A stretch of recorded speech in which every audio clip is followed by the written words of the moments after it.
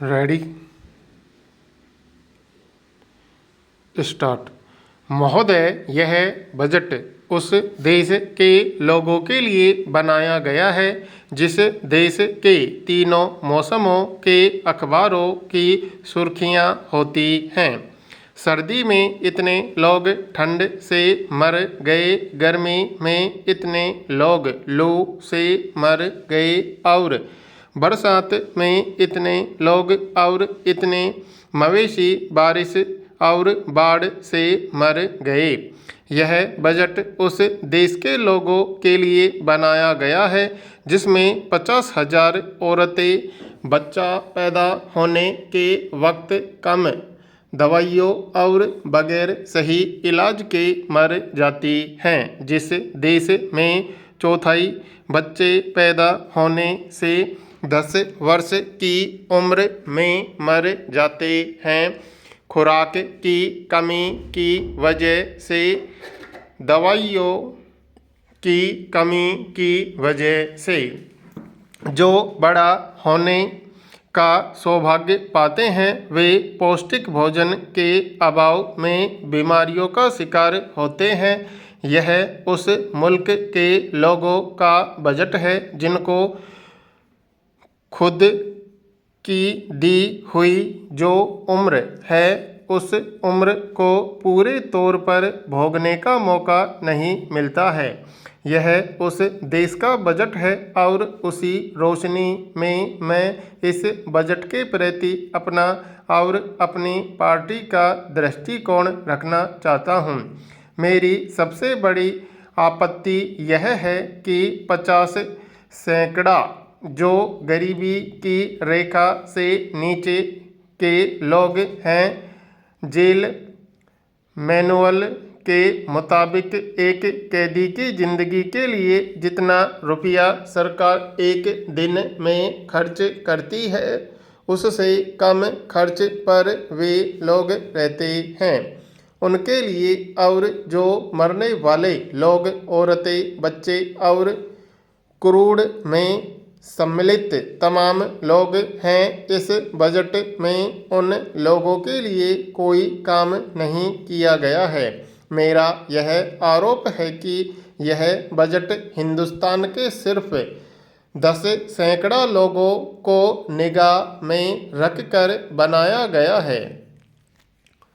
मान्यवर, यह जो सरकार ने कहा है पिछले दिनों बजट पेश करने के बाद कि हमने अर्थव्यवस्था पर नया बोझ नहीं डाला है, वह मिथ्या है, झूठ है, बिल्कुल गलत है। अब बजट कोई पवित्र काम नहीं रह गया है।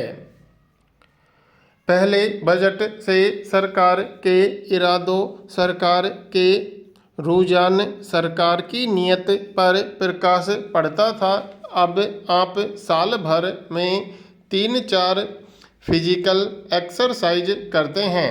आम बजट के पहले कुछ चीज़ों के दाम मंत्रिमंडल के फैसलों से बढ़ा देते हैं। आप उसको इस इरादे से बढ़ाते हैं कि उस वक्त संसद नहीं होती, उस वक्त बहस का मंच नहीं होता और मामूली आदमी को रातों रात कुछ पता भी नहीं लगता कि उस पर कौन सा बोझ डाल दिया गया। अगर बजट के पहले की जो फिजिकल एक्सरसाइज है उसका कुल खर्चा जोड़ा जाए, इस्पात और कोयले का, डीजल और पेट्रोल का और आपके रेल का किराया जो बढ़ाया गया, इन सब में जो बढ़ोतरी की गई है, कई माननीय सदस्य बता चुके हैं कि 2300 करोड़ रुपए से ज़्यादा का खर्चा हिंदुस्तान के लोगों पर पड़ा और मामूली आदमी को उस पर बहस करने का कोई मौका नहीं मिला। इसलिए मैं मानता हूं कि यह जो तरीका चला है सरकार का, यह चालाकी का और अनैतिकता का तरीका गलत है। महोदया, आज पानी की जो व्यवस्था है उस व्यवस्था में एक बात सबसे ज़रूरी यह है कि खाद का आज किसान अभ्यस्त हो गया है। यद्यपि वह गोबर की खाद तैयार कर रहा है, दूसरी किस्म की खाद तैयार कर रहा है, लेकिन वह देखता है कि गोबर की खाद के मुकाबले में रासायनिक खाद से पैदावार कहीं अधिक बढ़ रही है, इसलिए वह रासायनिक खाद की ज़्यादा मांग कर रहा है।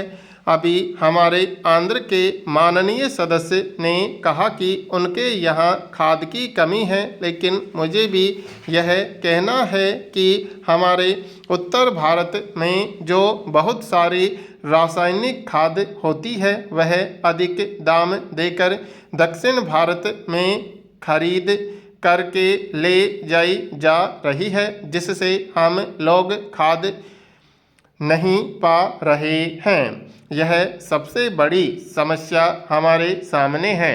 बहुत सारे लोगों ने इस बात की शिकायत की है कि हमारे यहाँ के जो व्यापारी हैं वे खाद को खरीदकर दक्षिण भारत में भेजते रहे हैं और इससे हमारे उत्तर भारत में रासायनिक खादें नहीं मिल पा रही हैं।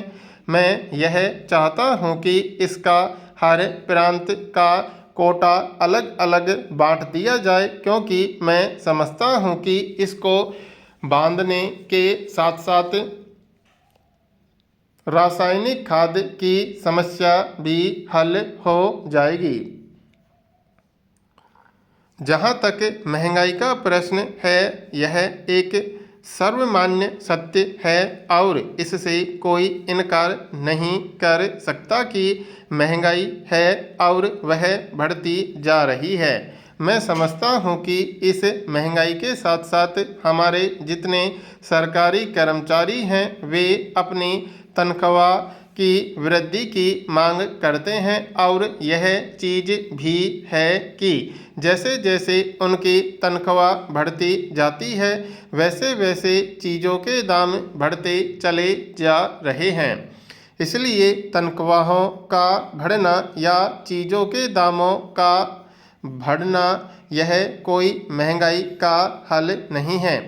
जब तक हम मुद्रास्फीति रोकते नहीं, जब तक हम रुपए का अवमूल्यन रोकते नहीं, तब तक हमारी यह महंगाई रुक नहीं सकती है और पता नहीं कि यह किस दर्जे पर जाकर पहुंचेगी, जिससे आम जनता का जीवन स्तर अस्त व्यस्त हो जाएगा।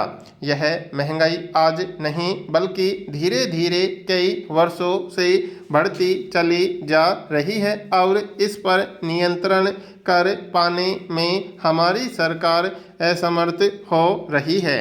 मैं नहीं समझता इसमें कोई ऐसी बात है, इस पर कड़ाई के साथ अंकुश होना चाहिए। महोदया, आपके द्वारा मैं माननीय वित्त मंत्री महोदय से एक निवेदन और करना चाहता हूं और वह यह है, इस देश के 85% गरीबों के लिए वह निवेदन यह है कि जैसे हमने एक पंचवर्षीय योजना उद्योगों को प्राथमिकता दे करके बनाई और दूसरी कृषि को प्राथमिकता देकर के बनाई, उसी तरीके से एक पंचवर्षीय योजना हमको गरीबों को प्राथमिकता दे करके बनानी चाहिए, जिससे 85% गरीब लाभान्वित हो सकें। अभी हमारे बहुत से भाइयों ने इस बात को कहा है कि देश के अंदर गरीब गरीब होते जा रहे हैं और अमीर अमीर होते जा रहे हैं।